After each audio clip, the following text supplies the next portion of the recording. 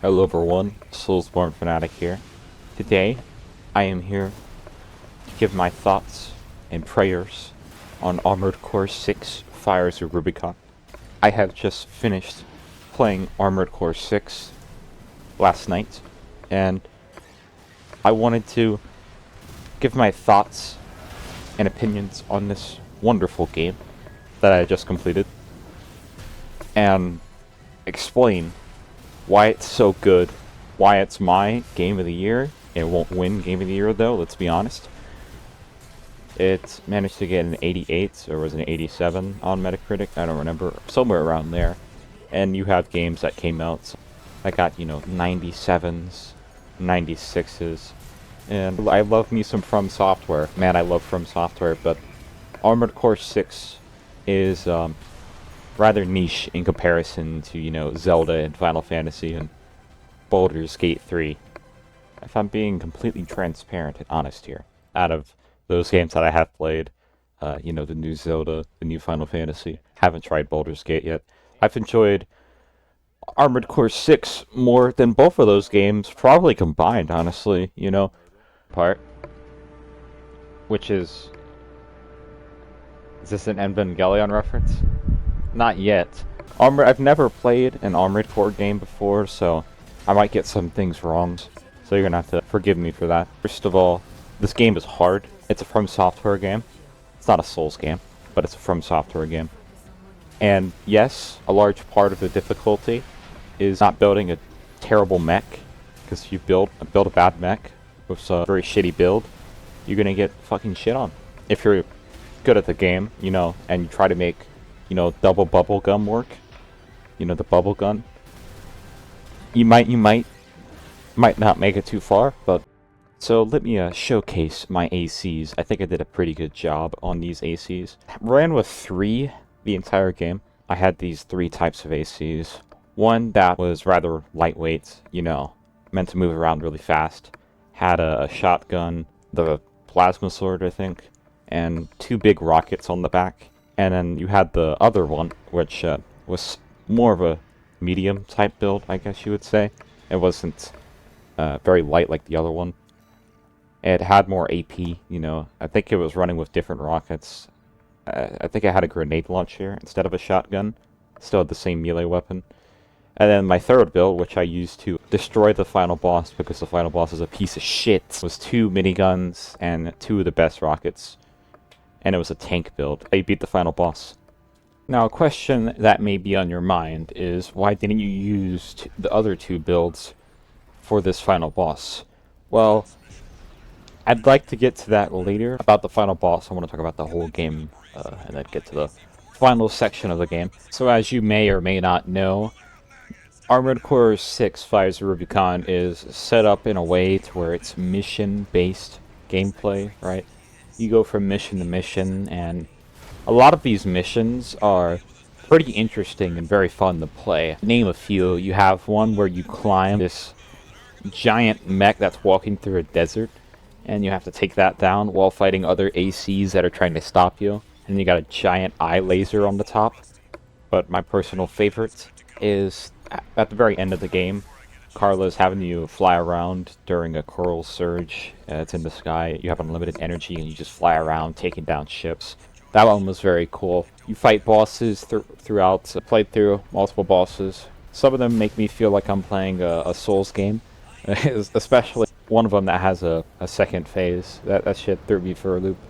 Some missions you have that are very short, very brief, and others are a bit longer, and you have these points where you can restore your repair kits, switch out your weapons at these checkpoints, which is very useful for when you're running a build that does nothing to the boss or enemy, and you can just swap it out and find one that works. The customization of this game is something that you can make a whole video about, so it's going to be kind of challenging to talk about all of that in just this. I'll get to the customization later, but the mission you are watching right now is where you fight this worm, right?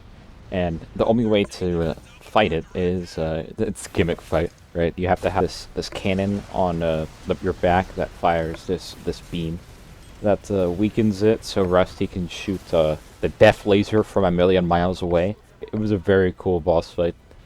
Some people had a lot of trouble with this. I don't know why. I thought it was pretty easy. It took me like I couldn't figure out how to hit it in the face until the second go at it. But after that, I beat it that attempt.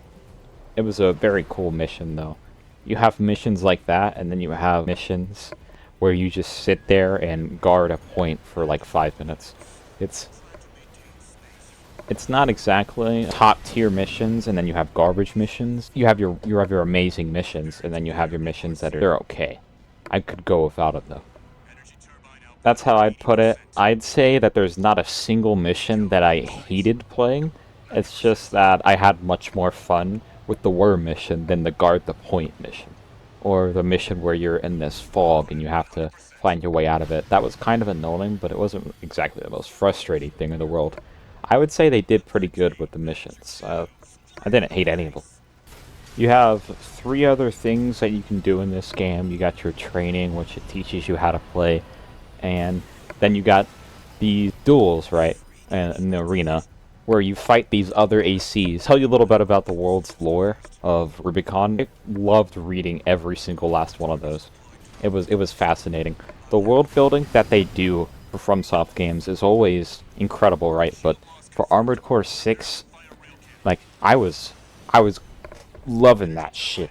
The crazy body horror of the augmented humans, the dystopian world of Armored Core 6, how they were fighting over this energy, the coral, and the coral surge, the fires of Abris, multiple generations of augmented humans, how some were it was very experimental with the augmented humans, and if you were in Gen 1 or Gen 2, you pretty much had a 20% chance of living. I'm just naming a whole bunch of stuff, events, and I that was one of my favorite parts. I think I probably enjoyed that more than the gameplay.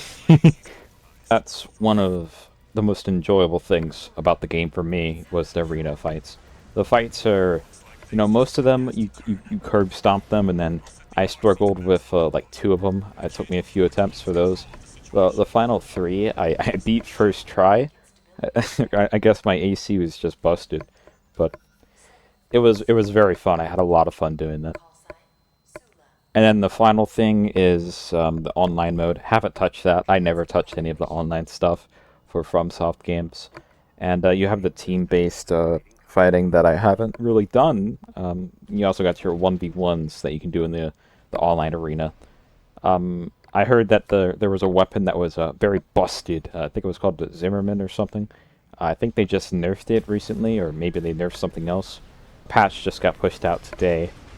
So that'll be interesting to see how that goes, how they balance that with Armored Core 6. There's a few other things that I want to talk about with Armored Core 6. You got the customization, the boss fights, and then I'm going to give my final thoughts on the game. So the customization is probably the most fleshed out customization I've ever seen in a FromSoft game. You can customize every part of your mech. You can change out your head, your core, your arms, your legs, your weapons on your back, your weapons on your hands, on your arms. It was very cool to be able to change almost everything with my mech. And you also have these decals that you can put on that are... I went on a meltdown about the decals because they're locked behind platforms. That was baffling, but I really, really enjoyed the customization. There's so much that you can do with your ACs. You can do a melee build, you can do a tank build, you can do a... There's just so many possibilities, and you know, maybe not all of them are good. Melee is kind of ass, or so is the grenade launcher. Sometimes you miss point blank. Here's some clips of me missing point blank.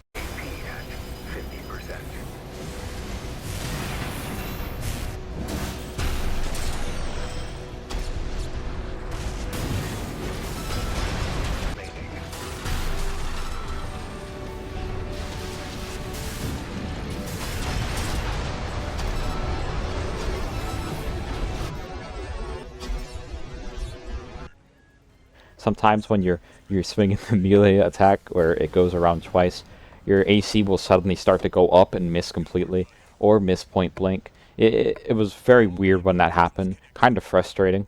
If a FromSoft fanatic, better yet, an Armored Core Andy, could please explain to me how the fuck I missed that, I would appreciate it. But I'm going to write it off as a skill issue on the lock-on.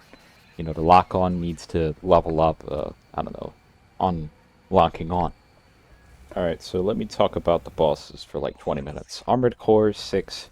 I don't think Armored Core has ever been known for bosses or difficulty or anything like this, but Armored Core 6 has some of the most memorable and difficult bosses that I've faced ever. It starts with the helicopter boss that everyone was making jokes about how it was filtering people who've never played an Armored Core or a FromSoft game before. And that was kind of funny. Then you make it to Baltus, I think is what it's called. And he has the 30,000 missiles that he fires at you that people didn't like very much. Took me a little bit to finally beat that guy. The next one, the Smart Cleaner. Well, I mean, you fight other enemies, you know, you got these other ACs that you fight. I don't really consider them bosses. Before you fight that, you fight the Juggernaut, which is actually before Baltus. The Smart Cleaner. That boss, you see in the promotional material. That guy was extremely easy to fight. You just go up and shoot him in the head. You know, if you're not using an agile AC, you're gonna get fucked up. After this, you fight the Sea Spider. God, the Sea Spider almost filtered me. That boss is really hard. Struggled with that one. Probably the second most one that I died to most. All of these bosses are very cool, and none of them play the same, right? You got Baltus, who hits you with all the rockets, and you got the helicopter, which is a helicopter. You know, the Smart Cleaner, which you don't want to be close to at all. And then the Sea Spider, which is just an asshole. Now, I said that it was very memorable, right? Some of them are. You fight a lot, though. You fight a lot. A lot of different ACs. Sometimes you fight them twice. Doesn't happen very often. But the most memorable for me is the final boss. It's 3 different endings, right? I'm guessing that you fight unique boss for each ending. I'm going to show some gameplay of that. That boss was infuriating. I hated that boss so much. I just, so many times when fighting that boss, I made it, almost had it, and then I died.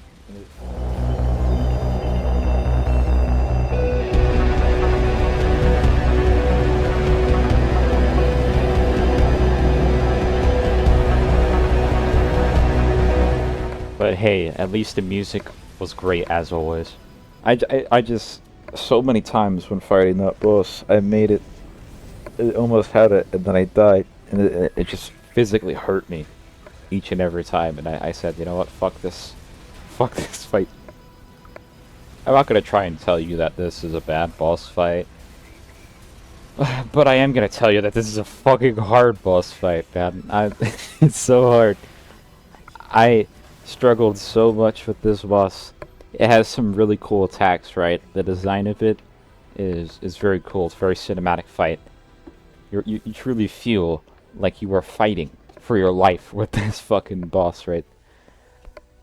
The hardest boss I've ever fought in a FromSoft game, it feels like. Yeah, I think I've died to this boss right here. Are like fucking 100 times, man. I died to Melania less. Unequivocally the hardest boss I've fought. I don't know about anyone else, if anyone else struggled, but holy shit. It's so hard. So I'm assuming that there's a boss for each ending, and there is currently 3 endings, to my knowledge. I got the Fires of Raven ending. The boss is really hard, right? I'm wondering how difficult the other 2 bosses are for the other 2 endings. And at a later date, to cover all those endings, because I still have to beat the game 2 more times to get those endings. But I had a lot of fun, not with this boss, but with this game. And in my opinion, I think this is not the same level of enjoyment that I had with Elden Ring, obviously not. But this is probably a 9 out of 10 as well. If I had to give out of 100, this is probably like a 92. and Elden Ring's like a 96, right? Armored Core 6 Fires of Rubicon is definitely worth your time. If you've never played an Armored Core game before, if you like From Software, or just want to try something new. To reiterate once more, I know this is kind of tiring, this is not a Souls game, this does not play like a Souls game, this is an Armored Core game made for Armored Core fans, to fit a very specific niche, and I think that this is something that you can enjoy as a new fan like me. I'm a fan of Armored Core now. I hope this game gets DLC, with Armored Core coming back from a 10-year hiatus.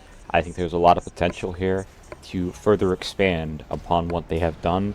If you like mechs, I think you will definitely enjoy this game. The customization has a lot that you can engage with, lots of choices, super hard punishing bosses, interesting story, great soundtrack. There's a lot to this game that makes it very fun and rewarding to play, and a nice change of pace from what I typically expect from Software. For this game, there's a few minor blemishes, such as your attacks missing sometimes, the mission designs not always being, you know, as good as some of the most the chapter enders, right? But it is genuinely a really good game. This has been my review of Armored Core 6 Fires of Rubicon. Consider subscribing for more Armored Core content. And as always, have a nice rest of your day.